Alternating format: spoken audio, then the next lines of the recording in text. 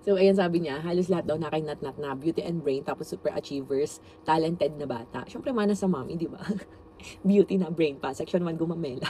Alam niyo ba, lagi akong pinagtatawanan pag sinasabi kong section 1 ako, hanggang ngayon, ipaglalaban ko talaga dahil totoo yun. Imagine mo nga, ang alam ko, 40 section, naging 3 sections na lang kami dun, or 3 or 4, MedTech FEU, graduate ako ng batch 2025. So, BS Medical Technology sa Far Eastern University, ganun. So, ayun, dumarating yung time na wala talaga akong tulog, as in for the aral ang person. Ganon. So, ipaglalaban ko talaga dahil pinaghirapan ko yun, guys. And, ayun nga. So, ang reason nga kasi kung bakit hindi ako nakapag-board exam, iisa lang, kasi nagkaroon ako ng pride. Pride. Kasi, di ba, parang, alam niyo ba, yung kaklase ko na parang summa cum laude, sobrang talino kaklase ko yun, as in. And, ayan, kaya hindi ako nakapag-board exam kasi gusto ko mag-community service. Nung nakaaway ko doon, kasi nga, di ba, yung ex ko nga dati, parang nahuli ko yun noon, may kasamang babae sa court, tapos parang nakipagsabunutan ako. Ganyan. Tapos ngayon, gusto ako mag-community service like 600 hours.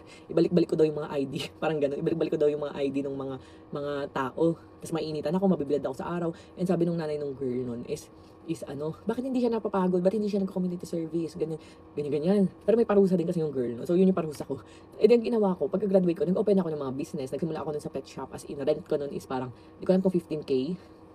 Tapos, nagsimula ako sa konti muna yung stocks, konti-konti, ganyan, hanggang sa naparami ko, hanggang sa nagka-restaurant, nagka-samgyupsala, nagkaroon ng, ano ba yun? Ukayan, milk teahan, market, yung mga pinabenta ko yung mga skincare na pinapadala sa akin ng mga CEO, ganyan. Kasi nga halos lahat ng brand dati na endorse ko na. Ako yung parang pinakaunang endorser dito sa TikTok. Ganyan. So, ayun, parang sabi ko, ayoko mag ano. So ngayon nakuha ko na naman yung ano ko kasi parang nag-donate ata si mama. Yung sinurprise nila ako nung birthday ko, 'di ba naalala niyo yung may binigay pa sa akin anaconda na sobrang laki, charis, yung kwintas at hikaw na crocodile pala. So ayun. Kaya parang ngayon nagagamit ko naman yung pinag-aralan ko. Pero hindi ayoko kasi nung nag-internship ako sa hospital, ayoko, parang ang lungkot, may nadeded sa harapan ko, nire-revive, may dinadasalan na ng pamilya, nakaikot na, ayoko nang ganun, parang ang lungkot. And sabi ko, mas gusto ko kasi mahilig ako sa pets. Kasi nga, nag-aaral ako ng college, nagtitinda ako ng mga kung ano-ano gamit ng pets, nagre-repack ako ng dog food, nakikipag-meet up ako sa LRT, ganun ako guys, kahit na meron namang pang-alawan sa akin yung magulang ko. Raketera talaga ako noon. Kaya sabi ko, gusto ko yung about sa pets, ganyan. Kaya nag-put up ako ng pet shop and pinalibutan ko malapit sa FEU, puro Rosmar. Para pag dumaan yung girl, makita niya, puro Rosmar. Ganun yung mindset ko noon. Saka yung mga taong umapi sa akin sa FEU, ay, ayan, ganun. So, parang makikita niya, na ang daming Rosmar palibot. Ganun yung mindset ko noon. And ayun, dahil nga nag-pandemic naman, nalugi, parang puro expenses, walang customer, ganyan. Kasi nga pandemic, bawal lumabas. So, tinigil ko na.